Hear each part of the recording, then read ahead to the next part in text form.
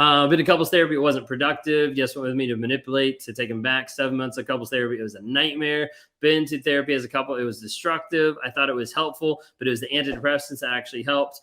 He was quiet through the whole time. He's a covert narcissist. He made our counselor feel bad. Yeah, I mean, look at that. I mean, all those different comments, all those different things that are saying like, hey, couples therapy didn't work. So that's why, like, if you're with a narcissist or if you think you're with a narcissist, figure out and like understand, have a good idea first before you actually go to therapy, and be really careful. A lot of times you'll find a narcissist that has these narcissistic traits, has all this stuff about them that is like, okay, well, we should actually like work on ourselves. So we should get into therapy. Like if a narcissist actually acknowledges there's a problem, then they need to get in therapy, regardless if it's couples. But a narcissist will always want you to go to couples therapy. That way they have a scapegoat in their pocket being like, yep, you know, this person, yeah, no, they're the worst person ever. I'm actually really awesome. Okay. So like you have to be really careful about that. Okay. I dismiss the Hoover, but I fear his retaliation. He has a few supply options, but do they consider someone saying no contact as a challenge? Sometimes I can't give you a concrete answer. Okay. Sometimes they view no contact as a challenge. And sometimes they're like, well, there went that supply. Let me go find someone else. Okay. The thing is, a lot of times they will come back around and they will try to get back with you. So that's why I normally say it's not if they do it, it's typically when.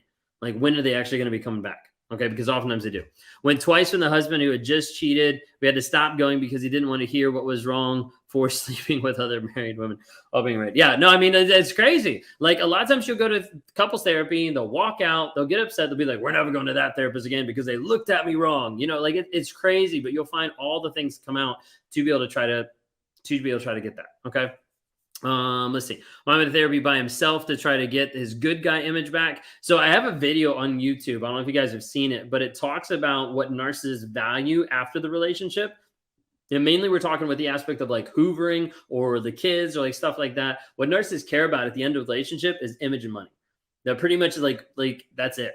Typically just image and money, because what they're looking at is how do I keep the facade that I'm a good person, or how do I save money? This is why a lot of times you have a narcissist that fights for the kids and you're like, you never even cared about the kids. You never even spent time with the kids. You haven't even been in the kids' life for years. But a lot of times the narcissist will fight for the kids at the end of a relationship to look good, and so they don't have to pay as much child support. And even then, half the time they don't pay it. Okay. This is why mediation sucks. Take them straight to court. Okay. So if the reverse Hoover fails, will they try other means? So the reverse Hoover a lot of times is when they've already trained you to come back. Okay. Like the reverse Hoover isn't necessarily the narcissist sitting back and like throwing stuff at you to make you come back. Reverse Hoover is where they've already programmed you a lot of times where you come back. Reverse Hoover is when the narcissist sits back and is like, I'm going to wait till this person comes to me because I've already trained them to do that. Okay. Reverse Hoover oftentimes falls on you of like, you keep coming back to that person. My ex-husband never gets angry. Is that normal? I have no clue because I don't know any more context about that. Covert narcissists, yeah, you could see different aspects where you're like, hey, they feel angry. I sense the energy that's angry, but they're not actually angry. That's pretty common. Okay. Just gonna still healing and dealing with all the daily reactive abuse. Staying silent is key, but also hard. Reactive abuse is super hard. A lot of people like shy away. They don't like hearing about reactive abuse and they don't like talking about it. Like a lot of people want to say like, hey, reactive abuse, it's not reactive. It's this, it's this, it's this. Reactive abuse is when you react to the initial action in an abusive like way. That's how it appears and that's how it looks. The thing is, the majority of people want to talk about reactive abuse. They want to talk about the reaction versus the action. That's what the narcissist will always focus on. Like, whoa, but you threw something at me. Well, yes, because you did X, Y, and Z for 30 years. Like there's a huge like buildup a lot of times that triggers people with reactive abuse. You have to remember you're playing the game. Like when you react to the narcissist, you're feeding them supply and you're literally saying, I'm playing the game. Okay. So you have to understand it is a game. You have to pull back and be like, they're trying to get me to react. I'm not going to let that happen. Okay. Super hard. There's a lot of tips and tricks to go with that, but like it's super hard. Okay. Change my work schedule, having to move. Yeah, there's some people that have to move for sure. I was discarded and he found his new supply and used my reactive abuse to call me crazy. So I want to point something out right here. A lot of times when they go to a new supply and you reach out and you interact, a couple things typically happen. Sometimes it'll be a way. So I mainly want to talk about one. Okay. There's a couple things, but mainly one. Okay. Sometimes what happens is when you reach out to either the new supply or you reach out to the narcissist when they're with the new supply, what that does is it actually sets up the opportunity for the narcissist to further lock in the new supply.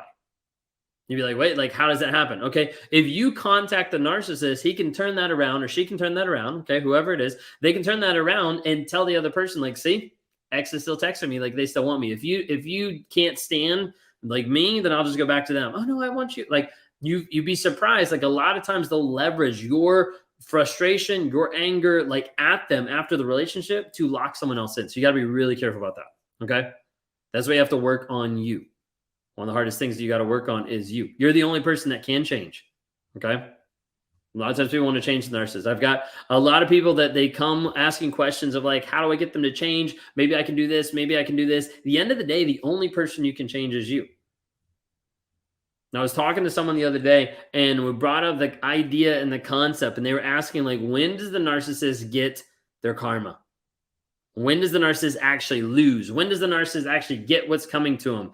And I looked at the other person and I said, when do you get your healing? Because there's so much focus on the narcissist. There's so much focus on everything else that's going on. And that is needed for a sense, for a period of time to understand it, to make you understand that you're not crazy, you're not alone, and you're not hopeless, but then it has to change.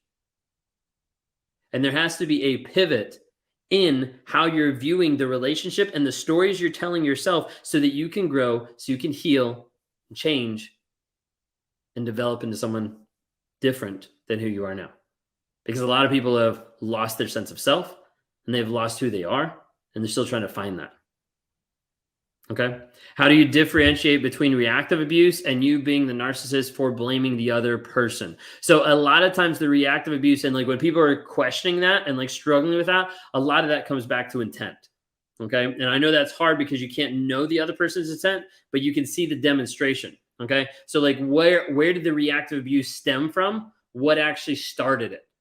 A lot of times when you look at the facts of the situation of like, this is what actually happened, this is what's actually going on, you start to see like, wait a second, like I did this because of X, Y, and Z. And you start to realize, wait a second, I'm reacting to something versus like I'm actually maliciously attacking this person. Okay.